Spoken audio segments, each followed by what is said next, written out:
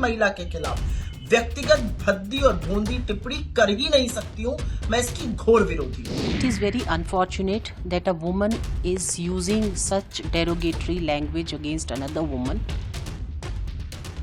जब मौसम चुनावी होते हैं तो छोटी भी गलती बड़ी हो जाती है और उन गलतियों को जरा भी नजरअंदाज नहीं किया जाता।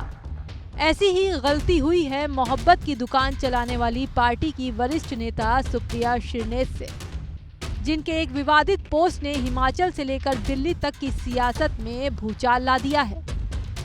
भले ही उन्होंने भद्दे पोस्ट पर सफाई दे दी हो, लेकिन एक्शन तो लगता है होकर रहेगा।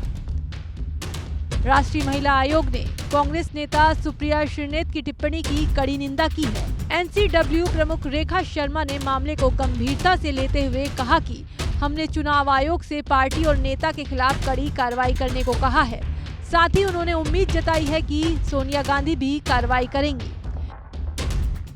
It is very unfortunate that a woman is using such derogatory language against another woman.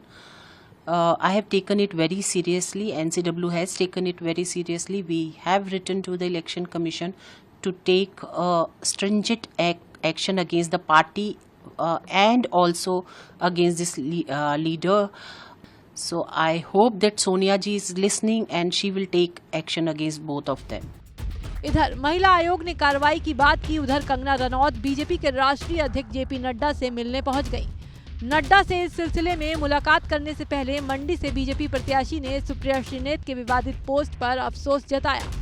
क्या कुछ कहा, आप कंगना की जुबानी सुनिए।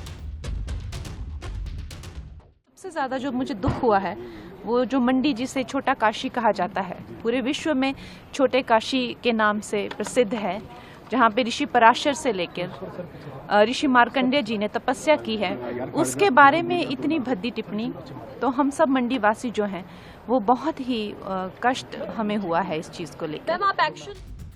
हालांकि विवाद के बाद उस पोस्ट को डिलीट कर दिया गया। साथ ही सफाई में सुप्रिया श्रीनेत ने कहा कि उनके एक्स अकाउंट का एक्सेस कई लोगों के पास है, उन्हीं में से किसी ने ये घिनौनी हरकत की है।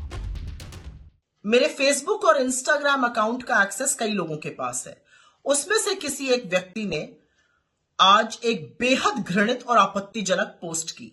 मुझे जैसे ही पता चला मैंने सर्वप्रथम उस पोस्ट को डिलीट किया, क्योंकि जो कोई भी मुझे जानता है वो अच्छी तरह से जानता है कि मैं कभी भी किसी भी महिला के खिलाफ व्यक्तिगत भद्दी और भोंदी टिप्पणी कर ही नहीं सकती हूं।